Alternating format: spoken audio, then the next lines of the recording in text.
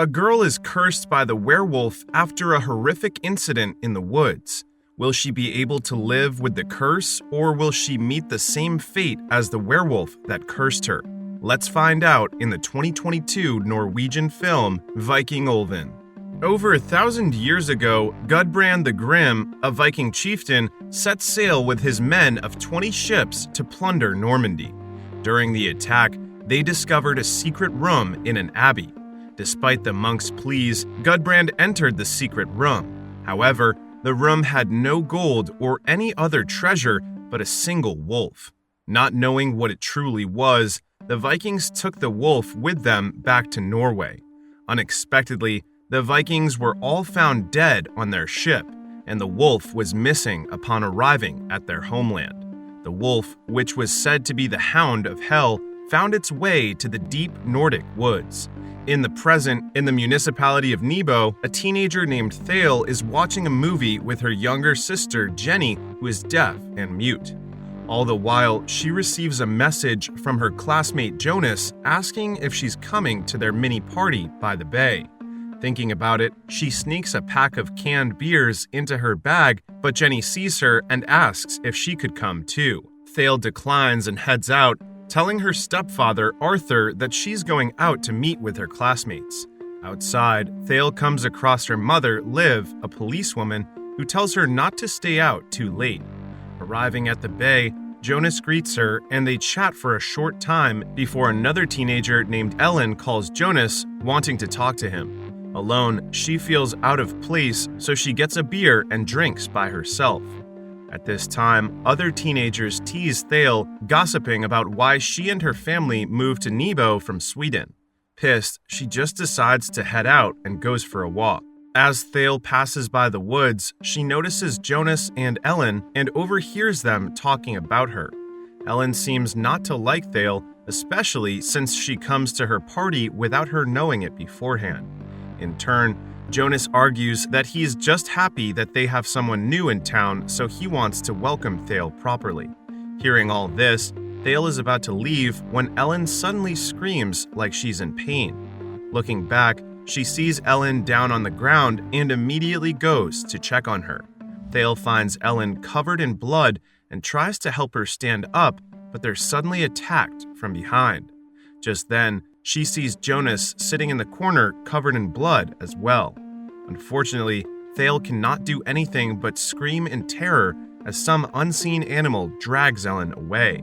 Sometime later, Liv arrives and Eilert, Nebo's sheriff, briefs her of the situation, adding that this crime will be a pressure on them since Ellen is the daughter of the mayor.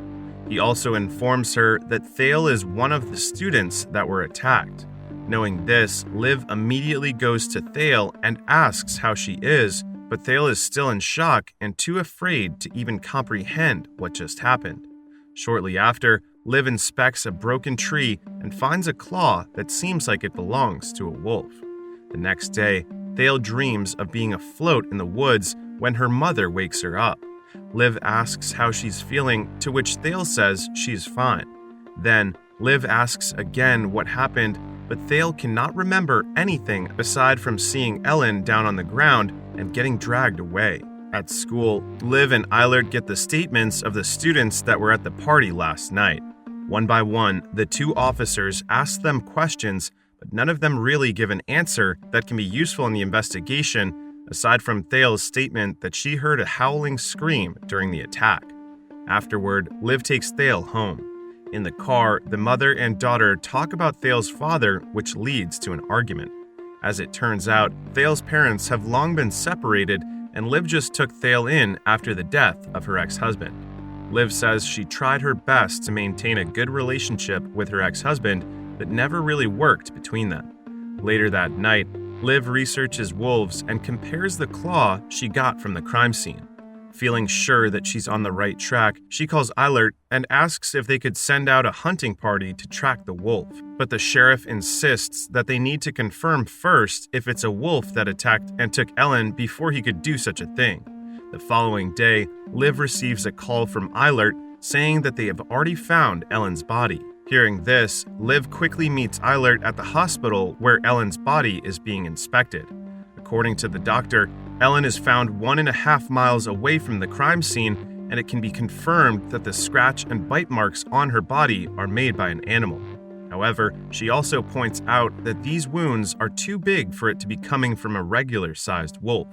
At the same time, Eilert cannot take the gory sight, so he leaves Liv onto it. When the sheriff is gone, the doctor gives Liv a piece of paper containing the contact information of a certain person, saying that he's the expert when it comes to predatory animals.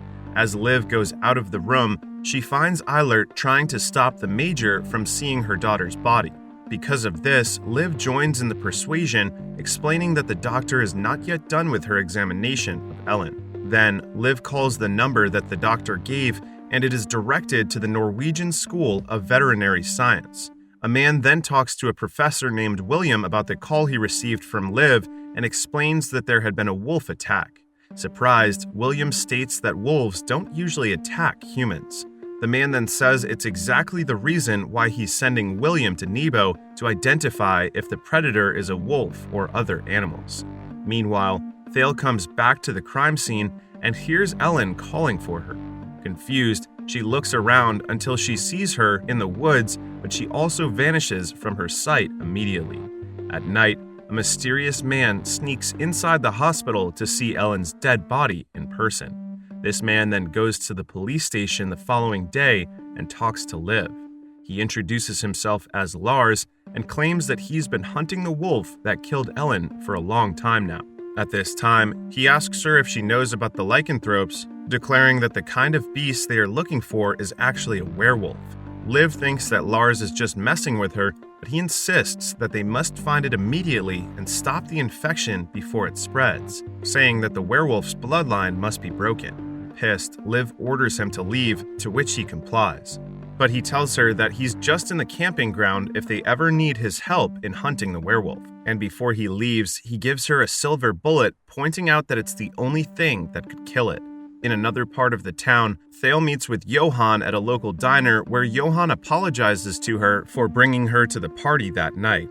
When they're done eating, Thale heads out first while Johan pays for their meal.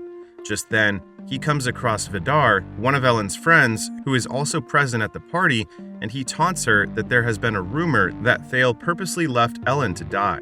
He also makes fun of her wound, saying that she might get rabies from it. Because of this, Thale just gets on her bike and rides away, leaving Johan, who just got out of the diner. She immediately gets home and checks on her wound. Liv is also in the house. Seeing her wound not getting any better, Liv says they need to get it checked, but Thale doesn't want to. This leads to another argument until it is revealed that Thale doesn't really want to move to Nebo in the first place. The following day, she goes to school and Johan apologizes that he wasn't able to do anything with Vidar when he was picking on her yesterday. Later on in class, Thale feels weird as her senses start to get heightened. Suddenly, when her classmate looks back at her, she sees the illusion that her classmate has the teeth of a werewolf growling at her. Scared, she stands from her seat and interrupts the whole class. Because of this, she feels embarrassed and decides to leave the room, going straight to the ladies' room. Yet she hears Ellen's voice once again, and she's crying this time. In her hallucination, Ellen screams at Thale, blaming her for her death. Traumatized, she runs away until she collapses on the field while crying. Concurrently, William arrives in Nebo and goes to check Ellen's body with Liv and Eilert. Liv also shows him the claw she got from the crime scene. With all of the information he gets, William states that it is indeed a wolf that attacked Ellen, but he seconds the doctor's notion from before that the wolf they are looking for is bigger than a normal wolf. Hearing this, Eilert says he will work on the hunting permit right away. After a while, they begin hunting for the wolf with the help of professional hunters and a journalist. Using a dog to track the scent of the wolf, they are horrified when they discover the body of a decapitated man in the woods. Seeing this, Eilert starts having panic attacks and tells Liv to take over for a while. Following the sheriff's order, she tells 2 hunters to guard while she and the rest will continue looking for the wolf. A little later, Liv and the others find an abandoned mining shaft. With no one from the men willing to do it, Liv decides to go inside to check it. There, she finds a pit and goes down, but the ladder breaks, causing her to fall and sees the head of the man from earlier. Meanwhile, the two hunters who are left to guard the dead body are feeling nervous. Hearing a noise nearby, one of them says they need to get out as soon as they can, but the other one points out that they need to follow Liv's order. Unfortunately for them, the wolf shows up and attacks, killing the two hunters. Their screams are heard by the other hunters guarding outside the shaft. They try to contact their friends, but the wolf arrives just in time to kill the remaining hunters. Meanwhile, Eilert, who follows inside, checks what is happening outside, but he is attacked by the wolf as well. On the other hand, the journalist backs away in fear and does not notice the pit behind him, causing him to fall to his death. At this time, Liv climbs the ladder and gets face to face with the wolf, who knocks her down, breaking her arm in the process. The wolf slowly approaches her while she shoots at it, but nothing is happening, like bullets don't affect the animal at all. To make matters worse, she runs out of ammo. Just then, the wolf charges at her, just in time for her to load the silver bullet and shoots the wolf for the last time. Luckily, the silver bullet works and Liv survives, suffering only a broken arm, while Eilert is comatose because of what happened. While she checks on the sheriff, the mayor shows up and thanks her for killing the wolf, commending her for a job well done. After that, the two of them face the media and assure them that there is no more danger in the town of Nebo. Later that night, Jenny wakes up as their dog whimpers while looking out the window. Checking at it, Jenny is shocked when she sees Thale looking through her room with her eyes wide open and a creepy smile. Seeing her older sister walk away, she follows and brings her back to her room. At this time, Thale, who turns out to be sleepwalking, wakes up and is confused about why her sister is in her room. Jenny tells her what happened, but Thale feels so tired, like she has not been sleeping for months already. Knowing this, Jenny promises to always look after Thale. When morning comes, Liv goes to Nebo Agricultural College, where William is examining the wolf's dead body. According to him, despite all of her shots hitting the wolf, it is the silver bullet that killed it. All the lead bullets that hit the wolf are supposedly enough to kill it, yet did little to no damage to the animal. The silver bullet didn't just wound the wolf, but also created a massive hemorrhage and dissolved the tissue surrounding the wound, resulting in its death.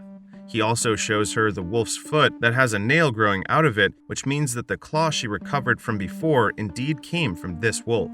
Since wolves are not supposed to be able to regrow their paws, he called a colleague to ask for an opinion regarding the matter, and his colleague says it could be a werewolf.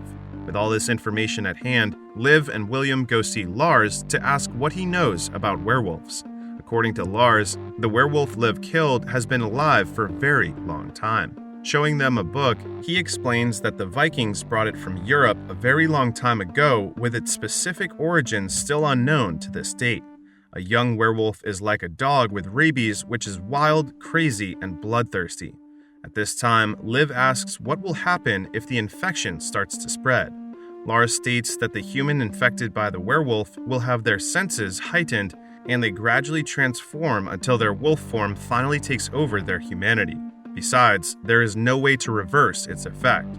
The only thing they can do is cut the bloodlines by killing every werewolf there is. At home, Thale receives a message from Jonas inviting her to meet. Because of this, she sneaks out while Arthur and Jenny are busy. It's already nighttime when Thale arrives at their meeting place and the two start their date. As the two share their first kiss, Jonas's phone rings and interrupts them. Upon Jonas taking the call, Thale looks at the full moon and something weird starts happening to her. It is then revealed that she is starting to transform into a werewolf.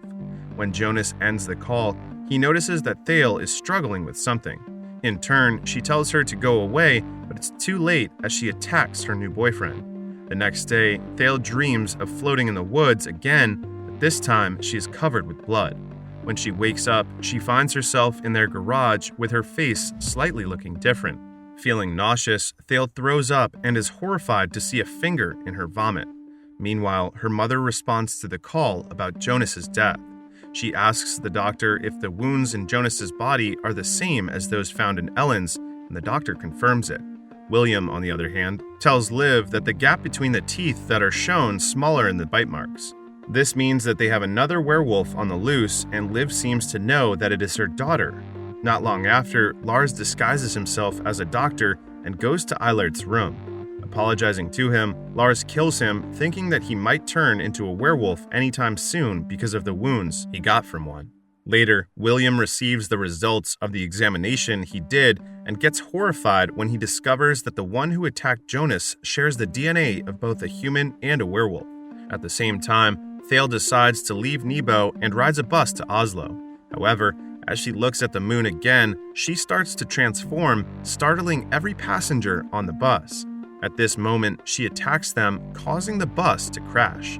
This incident is reported on the radio, causing Liv and Lars to know that another werewolf is attacking once again. Liv arrives at the tunnel where the accident happened, but finds nothing in the bus except for Thale's wrecked clothes. William arrives shortly after and tells Liv what he discovered about Jonas's attacker, which finally makes Liv realize that the newly appeared werewolf is indeed her daughter all along.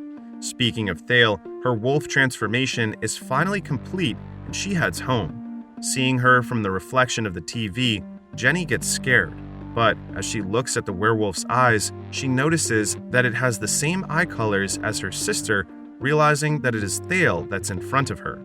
At this moment, Arthur shows up and hits Thale with a lamp and electrocutes her. He and Jenny then take the opportunity to run to the car, but he forgot the keys inside and the door is unfortunately locked. Adrenaline rushes over him and he manages to break the window with one strike, so he drives away as fast as he can.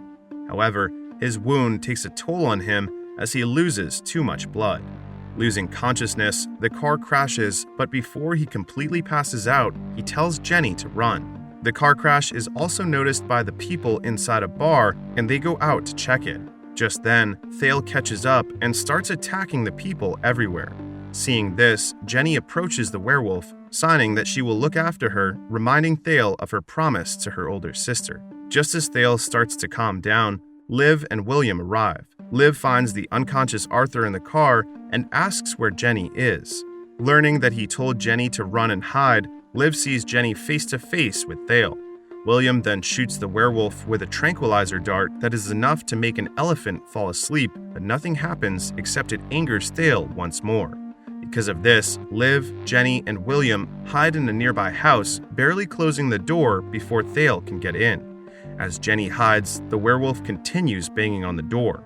But Liv and William see an incoming trailer, so they get away as it crashes into the house. It turns out to be Lars, planning to hit the werewolf, but he fails miserably and Thale kills him. Afterward, the werewolf goes straight for Liv, who uses the cast in her arm to block Thale's bite. William, on the other hand, tries to reach for another tranquilizer dart. Seeing this, Jenny musters up all her courage to pick up the dart and stabs Thale with it. Due to this, the werewolf finally collapses on the ground, and Jenny hugs her mother, both crying as they see what Thale has become. The next day, Liv visits Thale in William's lab, apologizing for what she is about to do. And with that, she loads a silver bullet in her gun and points it at her daughter, who's now a werewolf. However, the movie ends with Liv going home, putting the silver bullet in front of Thale's picture, signifying that she let her daughter live. Viking Olven, also known as Viking Wolf, is a pretty decent werewolf movie. It has the right amount of drama, intensity, and action. Although it is kind of generic, it is still enjoyable to watch, and the ending is maybe setting up a part 2, so those who enjoyed the film will have something to look forward to. Overall, Viking Olven is a fine recommendation for werewolf lovers out there.